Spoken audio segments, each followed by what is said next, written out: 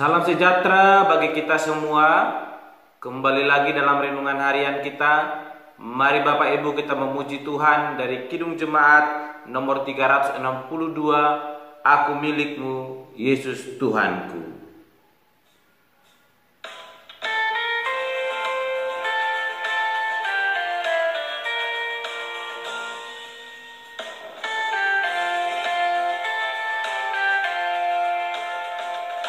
Milikmu Yesus Tuhanku, ku dengar suaramu.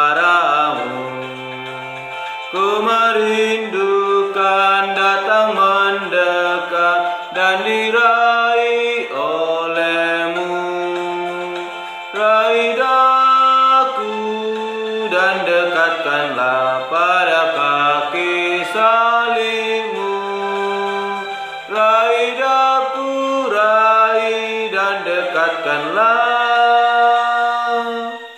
ke sisimu Tuhanku. Amin.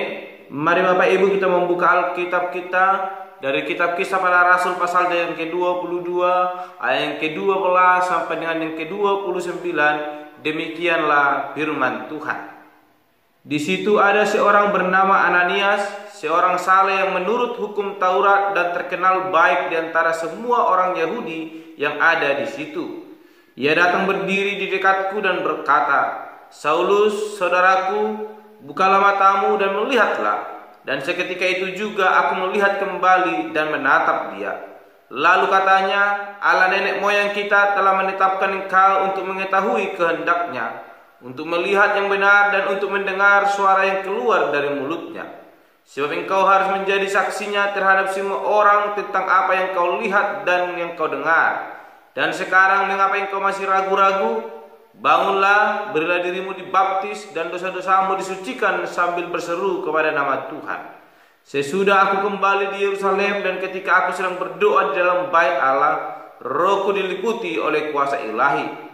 Aku melihat dia yang berkata kepadaku, "Lekaslah, segeralah tinggalkan Yerusalem, sebab mereka tidak akan menerima kesaksianmu tentang aku." Jawabku, "Tuhan, mereka tahu bahwa aku yang pergi dari rumah ibadat yang satu ke rumah ibadat yang lain, dan yang memasukkan mereka yang percaya kepadamu ke dalam penjara dan menyiksa mereka. Dan ketika darah Stefanus saksimu itu ditumpahkan, aku ada di situ dan menyetujui perbuatan itu, dan aku menjaga pakaian mereka yang membunuhnya. Tetapi kata Tuhan kepadaku, pergilah sebab aku akan mengutus engkau jauh dari sini kepada bangsa-bangsa lain." Rakyat mendengar Paulus sampai kepada perkataan itu. Tetapi sesudah itu mereka mulai berteriak, katanya, "Enyahkan orang ini dari muka bumi, ia tidak layak hidup." Mereka terus berteriak sambil melemparkan jubah mereka dan mengemburkan debu ke udara. Karena itu kepala pasukan memberi perintah untuk membawa Paulus ke markas dan menyuruh memeriksa dan menyiksa dia, supaya dapat diketahui apa sebabnya orang banyak itu berteriak-teriak sedemikian terhadap dia. Tetapi ketika Paulus ditelentangkan untuk disiksa, berkatalah ia kepada perwira yang bertugas, "Bolehkah kau menyiksa seorang warga negara Rom, apalagi tanpa diadili?" Mendengar perkataan itu, perwira itu melaporkannya kepada kepala pasukan. Katanya, "Apakah yang hendak engkau perbuat? Orang itu warga negara Rom."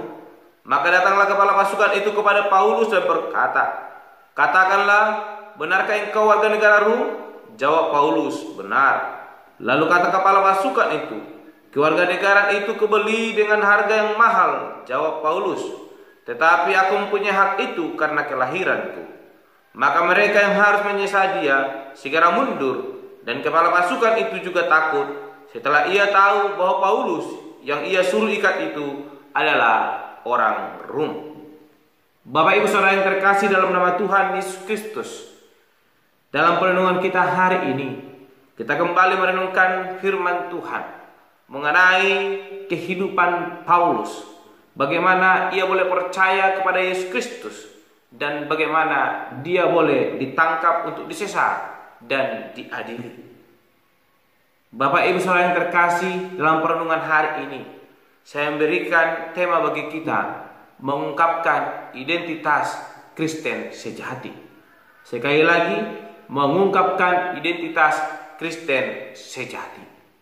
Bapak Ibu Saudara yang terkasih dalam nama Tuhan Yesus Kristus, Paulus ditangkap dan hendak disesat karena suatu keributan yang terjadi di Yerusalem, yang dimana Paulus difitnah, dituduh telah membuat keributan, di mana orang-orang Yahudi yang tidak mengkehendaki kebenaran Injil boleh tersebar, yang membuat banyak orang percaya ketika Paulus memberitakan kebenaran firman Tuhan.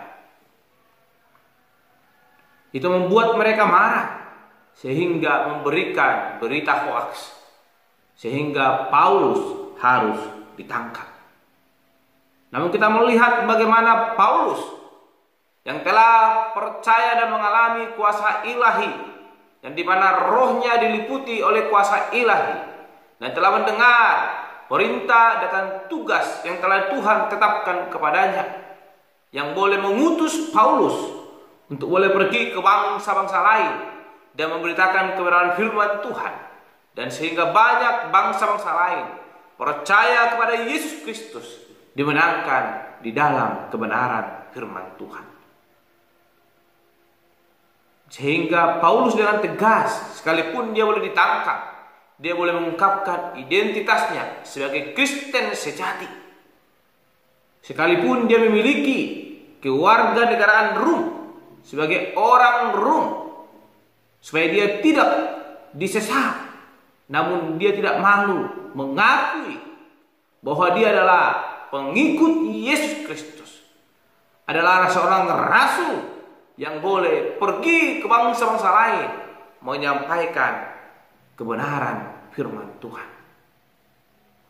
Apa yang dialami oleh Paulus telah dituliskan oleh kehendak Allah bahwa dia akan mengalami penolakan.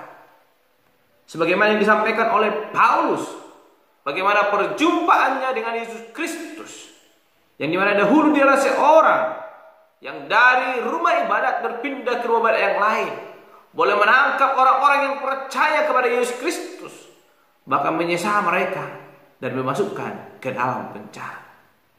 Itu diakui oleh Paulus kepada orang-orang Yahudi yang telah berusaha untuk boleh menghukum Paulus atas dasar tuduhan telah menimbulkan suatu huru-hara atau keributan. Namun kita melihat dengan tegas Paulus yang memiliki kesempatan untuk boleh lepas dari tuduhan itu, dia tidak segan mengungkapkan identitasnya sebagai orang Kristen sejati. Sekalipun tuduhan yang mereka tuduhkan kepada Paulus, karena mereka tidak menyukai Paulus memberitakan tentang Yesus Kristus. Namun itu bukanlah suatu hal yang membuat Paulus gentar untuk boleh memberitakan Yesus Kristus. Dengan tegas kita telah membaca tadi Bapak Ibu, Paulus menceritakan tentang perjumpaannya dan bagaimana Yesus Kristus berfirman dan mengutusnya. Dan kesaksian ini membuat orang-orang Yahudi semakin marah kepada Paulus, sehingga mereka melupakan jubah mereka, berteriak dengan histerisnya, bahkan melemparkan debu, menerbangkan debu sebagai tanda ungkapan kemarahan mereka, sehingga kepala pasukan memerintahkan supaya Paulus dibawa ke dalam markas untuk disesat. Bapak Ibu Saudara yang terkasih,